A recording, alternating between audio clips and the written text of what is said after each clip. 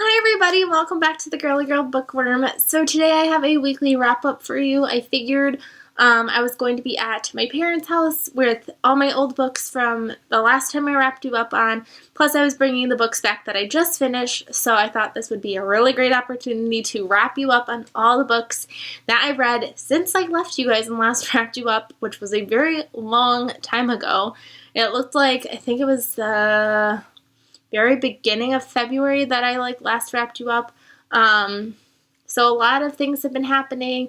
I feel like I've definitely had that relaxation. This weekend I've been binge reading already so far because Thursday I wanted to finish a book and Friday we ended up having a snow day. And so I feel like I'm getting back into that gear of reading, and I really have missed filming. So I think that now, if my reading can just, keep up with what I'm doing, and I think I will definitely be able to come back. I feel like if I can get through these next 2 weeks, because we have parent-teacher conferences and things like that, and I feel like if I could just get through these 2 weeks, I will be golden. So hopefully I will be back soon. I've missed all of you, so just wanted to let you know. So let's just get started.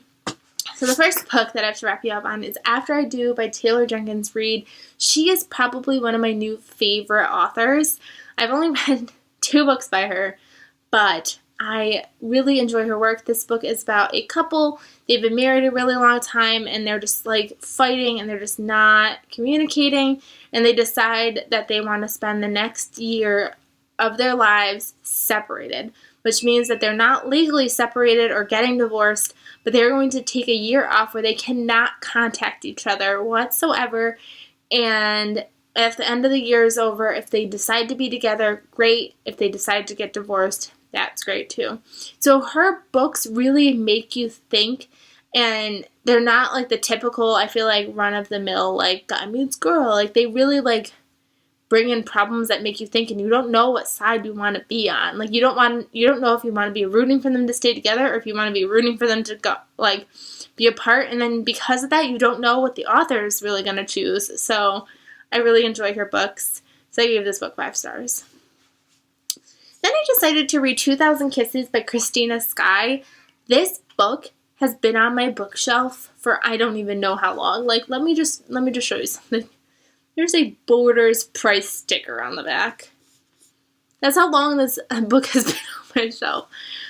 This book follows a girl, and she's this party planner, and her boss is hey, I'm gonna put a deposit in your bank, because you get a bonus for planning this awesome event for me. And she goes, and there's $1 million in her bank account, or was it $2 million? No, it was just $1 million. Getting greedy here. $1 million in her bank, and something is fishy. Something is wrong.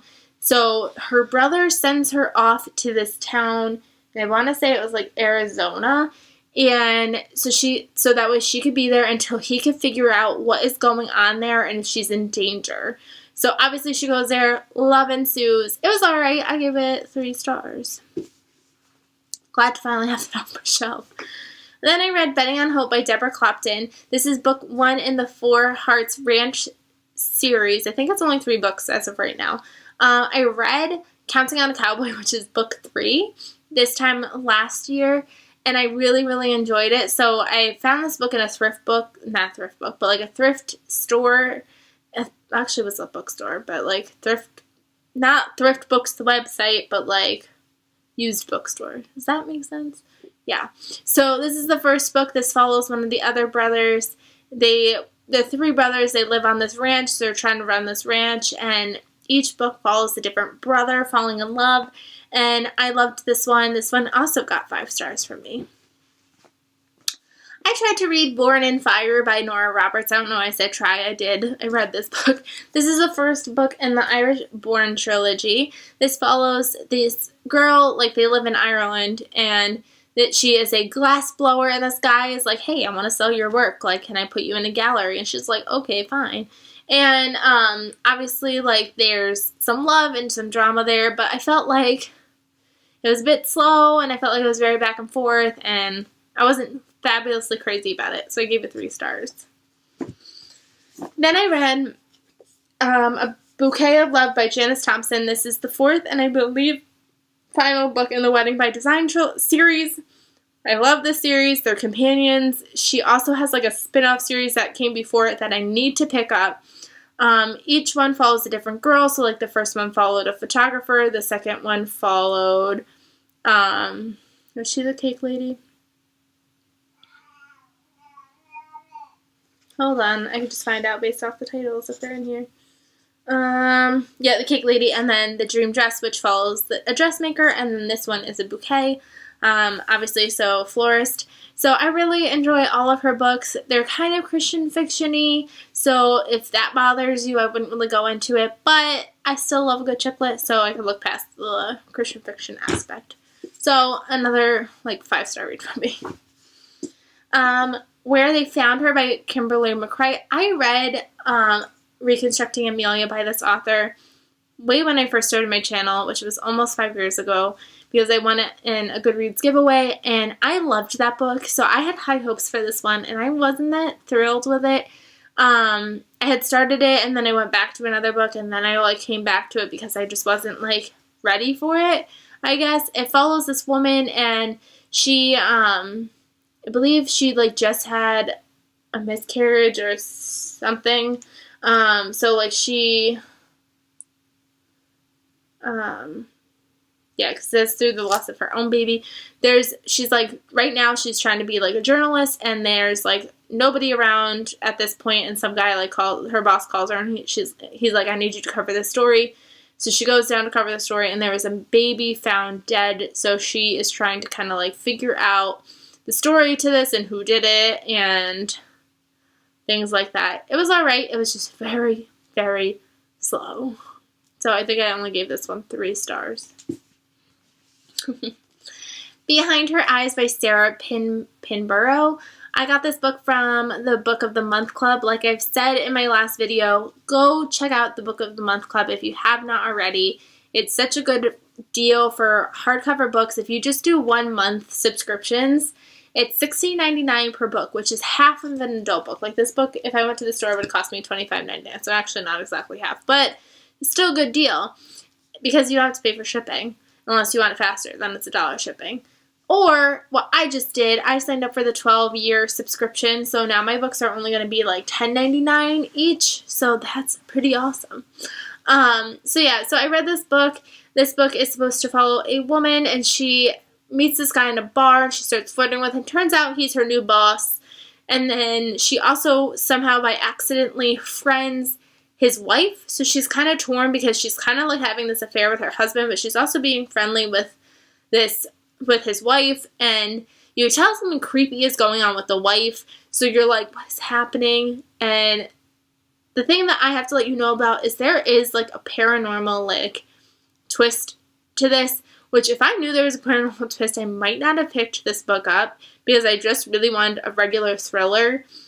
And I didn't get that from this. I got really confused and weirded out at the end. Like, it was just like an ending that just like, oh my God, it was weird. If you've read this book and you know that ending, you need to talk to me down below because that was crazy. So yeah, I only gave this book 3 stars. Then we went to Barnes & Noble because I don't know why, I felt like I was just in such a weird mood one day. / I had a 15% off coupon, so we went to Barnes & Noble, and I bought a book from the bargain bin, and I also bought this book and read it almost immediately, and that was Second Chance Summer by Morgan Matson. I have been avoiding this book for a very long time because everybody says you cry. I didn't even know the synopsis, but I knew people said it will make you cry, so I avoided it like the plague, even though I have read all of Morgan Matson's other books that she has written using the name Morgan Matson. The feels from this book, I gave this book 5 stars as well. It made me feel, I cried throughout this book. Like I brought it on a weekend road trip for our marriage retreat, and I was reading it, and like I would just like start crying. It follows a girl, and she finds out on her birthday that her father has about 3 to 4 months to live. So in his last request is to go back to the summer home that they used to rent out in the Poconos when they were children, and to have like the second chance at like a really great summer. When they left and the last time they were at this beach house, there was some drama that she had with a boy and her best friend. And we don't really know what that drama was, but she's like terrified to go back to this place because of the things that happened before she left. This is an emotional roller coaster. That is for sure. But it is so good. I loved it. So yeah, go check it out. Then I read Because You're Mine by Colleen Coble. I got this from the Fiction Guild in exchange for an honest review, which I have not typed up yet. But I was not crazy about this book. It started off really well. It started with this woman, and she is married to this guy. They're from Ireland, and they're in this band with their friends, and they're in America kind of touring around. And she's pregnant, and life is good. And then her husband dies tragically. And back in Ireland, her father-in-law wants her to, like, give up the band and come live with them. And she's not ready to do that. And he says, okay, fine, then I'm going to sue you. So, for custody. So she decides that her, like, band manager is like, hey, I'll marry you, and then you don't have to leave America. He can't touch you. So she does that, and she moves into this house, and creepy things happen. The book is very slow, and the creepy things that happen are really creepy and are very weird. Like, at one point, like, he is feeding marshmallows to a gator. Like, it's weird. Even at one point, he is, like, feeding cats to the gator. Like, it just, like, there was, like, random creepy things like that that just didn't need to happen, that didn't need to tie into the story. The ending was very intense. Like, once I was at the end, I was very into it and intensely in it, but the middle just lost me. So I don't think I'm going to be reading much more by Colleen Coble. I read one other book from her, and I wasn't crazy about that one either. So if I read this one and didn't really enjoy it, I think she's just not the author for me, unfortunately. 2 more books. Stick with me. Ready? Counting on a Cowboy by Deborah Clapton. After finally reading the first book in the series, I had to pick up the second book. I ordered it from Barnes & Noble, and it came in a mass market paperback, so I really went quickly and ordered it off Thrift Books, and I got it in the right size that matches all my other ones. And I really enjoyed this book. I read this book during my snow day yesterday, and I gave this book 5 stars. Oh, no, not 5. Did I give it 5 stars? I either gave it 4 or 5. I can't remember. Either way, really, really good. I think I gave it 5 stars. No, I didn't. I don't remember. Just take my word for it. If you like these kinds of books, you should read them. There's cowboys involved, and this one does not disappoint. And then the last book that I read that I started yesterday and then I finished this morning was The Epidemic by Suzanne Young. This book has been on my shelf for a while now, so I was like trying to toy with like, do I read something new? Do I read something old? And so I picked this one. I was nervous because I haven't read The Remedy in a really long time, and obviously The Program and the Treatment I read a long time ago as well. The Treatment I realized I've read almost 3 years ago now. So I was like nervous, and I actually got sucked right back into this world, and I really enjoyed this one. I gave this book 4 stars. I've already pre-ordered book 3. Like, the series is confusing. So they released book 1, book 2, so The Program, the Treatment. And then they released a prequel duology, which is The Remedy and this one. And then they're going to release book 3 and 4, which is like another duology about like the aftermath. It's so crazy. I don't know how this author keeps track of it. Like, now to finish this one, I feel like I need to go read The Program because now I need to like recap my mind about what's going on in this world. I don't know, but it was still really good. I really enjoyed it. So I give this book 4 stars. That's all I read since the last time I really wrapped you up. I feel like I'm getting back into that swing, and I hope that I can keep coming back to you guys. I hope you guys are doing fabulous. Let me know what you guys are reading down below, how you guys are doing, and I will see you guys hopefully very soon. Bye, everybody.